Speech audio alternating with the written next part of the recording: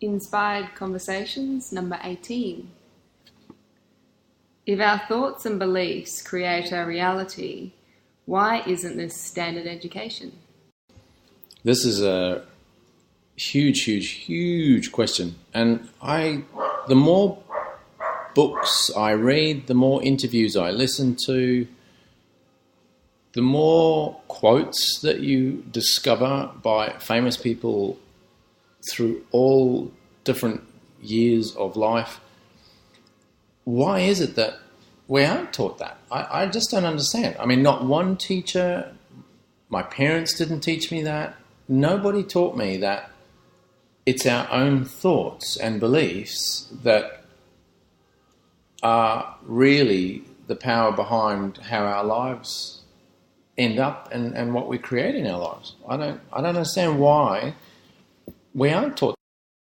Well, I think it's because with everything that you and I discuss, there's really two different states of beings or two different perspectives. And you've got the very much human, egoic to some degree, communication. And then you have the other side of it, which is being in the present moment, being in touch, being connected and expressing from that place. So for the education system to be able to get that and teach that, it's one of the most difficult things you can learn personally in your life, but then to be able to teach that to someone else so they can then teach kids on how they can create their reality, to change their thoughts.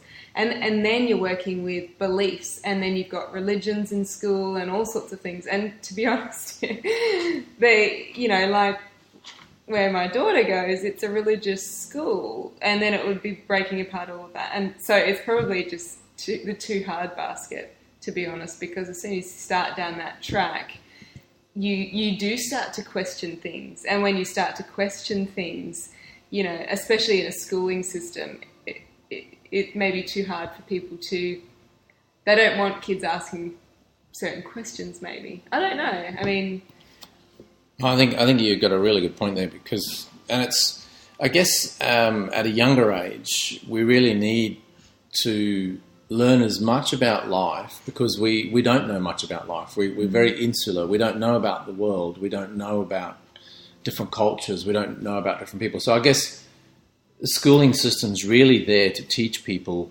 that. It's to teach young minds all the facts and figures that what is going on. It's almost like bring those minds up to speed with what is happening in the world.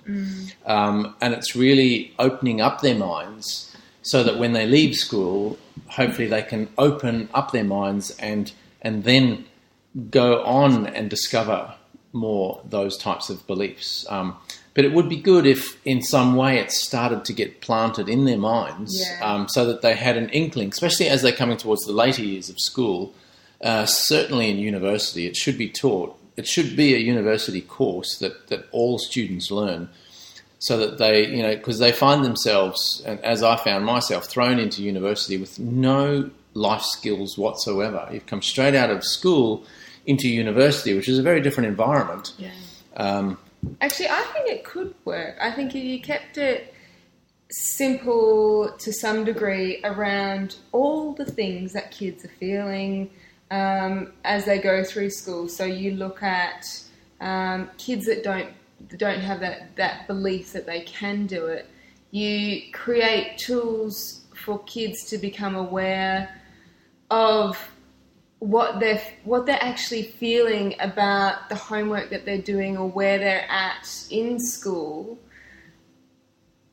and then somehow bringing that out of them. So then, this is beautiful. This could be so amazing for kids because you're getting to the core of what they're actually feeling. And to be honest, all of these things are probably going on for this kid, but the communication that parents are having and teachers are having aren't getting the real truth. They're probably aware to some degree, but when you get a child to be able to say how they're feeling, or a tool that can show the teachers or the parents what that kid is thinking, then you can work on those beliefs to change it in that child, even if it's not them actually saying what it is they're feeling as such, but there's tools that help show that child how to,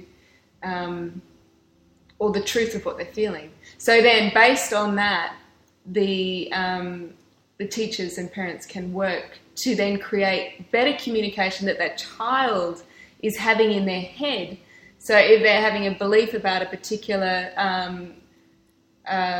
subject that I can't do it, I'm just not good enough, I'm not good like the other kids, like, that child does not know that those thoughts are running in their head. They're just running, because that's the thoughts that we as humans have running in our head all the time, and we're so completely unaware of those thoughts.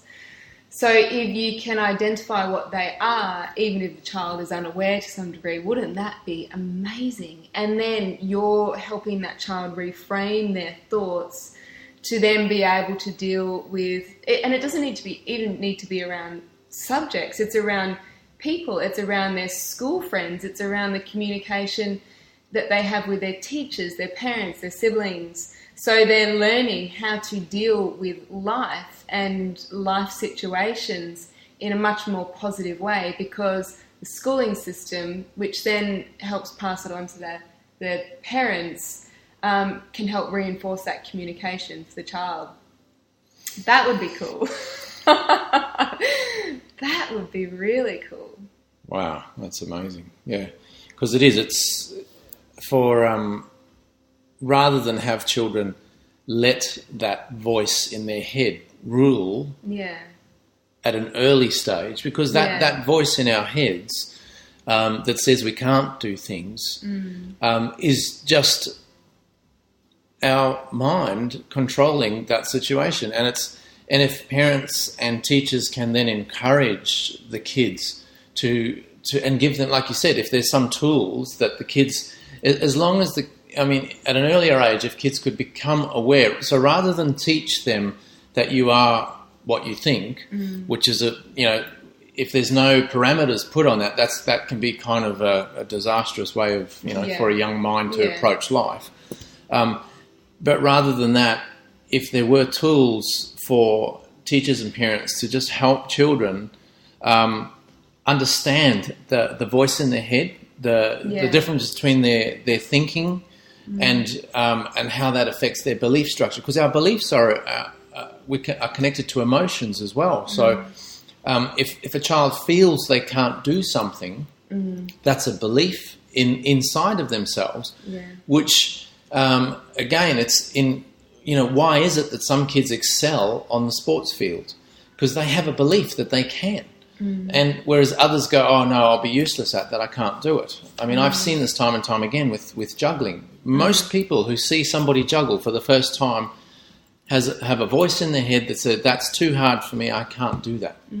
Or I'm uncoordinated and that looks too difficult. And yet everybody can actually juggle. It's something quite easy to learn.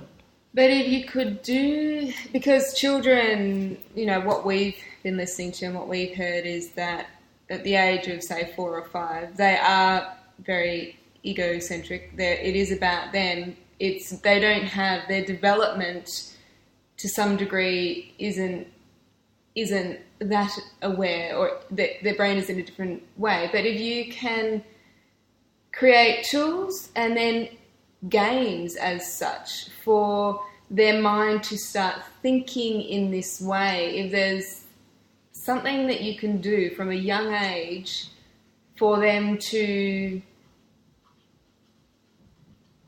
get it. So when they are older, it's just this teaching them to become aware that their thoughts do create their reality, but not in those particular words. It's more of a game structure. So it sounds like we need to get chatting with some people who can help come up with some games.